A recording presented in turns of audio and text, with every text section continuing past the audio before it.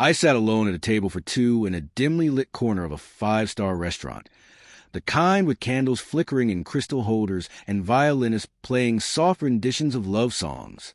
The waiter brought out the anniversary special, assuming she was just running late. I smiled politely, thanked him, and lied, "She's on her way." She wasn't. I stared at the empty seat across from me, a seat that was supposed to be occupied by my girlfriend, Claire. We'd been together for 4 years.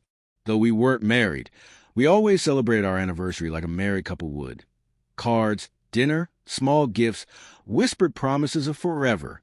This year, she insisted I book something fancy, the kind of place with tablecloths and waiters who pull out your chair. I thought she was excited, and yet she never showed. 2 hours passed.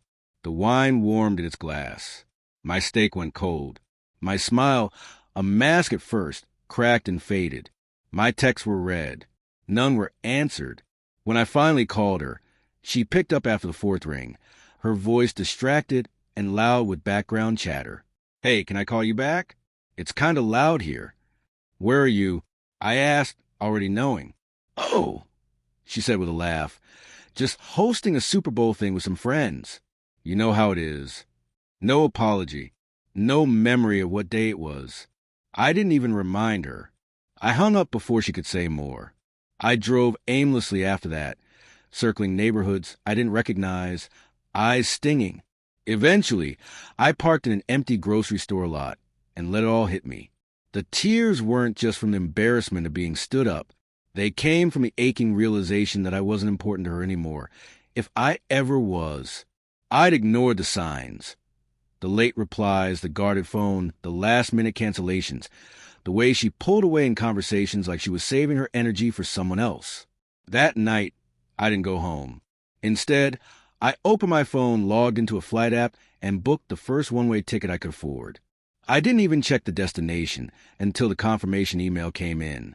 Lisbon. I'd never been, but it sounded like a place to begin again. By morning, I left a note on the kitchen table. Not for her, for me, a record, proof that I had once tried, that I had loved, that I was brave enough to leave when love was no longer returned. Claire didn't call that day, not even to ask where I was, not for 2 days after. When she finally did, I was standing on a sun-drenched rooftop cafe in Portugal, drinking strong espresso, staring at the Atlantic. "Hey," she said, her voice small, "you just disappeared." "I did," I replied. "You couldn't even say goodbye? You didn't say happy anniversary." There was a long pause. Then the question I knew was coming. "Are you really gone?" "I am." I heard her sniffle. She tried to say something more, but I hung up before she could. I'd spent too long giving her space to ignore me. In Lisbon, I walked everywhere. I spoke to strangers. I journaled. I cried in the shower more than I'll ever admit. And one evening, in a smoky little bar with fado music playing and rain on the windows, I met Sophia. She was nothing like Claire. She noticed things. She listened. She remembered what I said, even in passing. When I told her about Claire, eventually, she didn't flinch or judge. She just squeezed my hand. "She was already gone," Sophia said. "You were the one left behind." I didn't fall in love right away. Healing isn't linear. Some nights I still check Claire's socials, looking for signs of regret. What I found was worse. Tag photos, parties, new friends, and eventually a new man. The Super Bowl guy, it turned out. It wasn't just a party that night.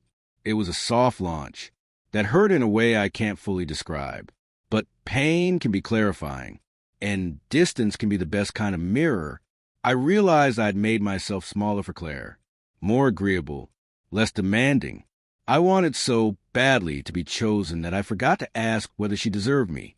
Sophia never made me feel that way. She asked me what I wanted, not just what I could give. She held my sadness without trying to fix it. With her, I started painting again. I took photos. I wrote short stories in cafes and got my first freelance gig. We built something slow, deliberate, real.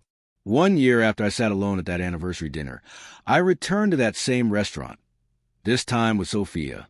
She wore a deep green dress and laughed at my corny toast. We didn't talk about the past. We didn't have to. I no longer lived there. It took heartbreak to make me move. It took betrayal to make me brave. But somewhere between crying in a parking lot and boarding a flight to nowhere, I found the courage to choose myself. And this time, I wasn't alone.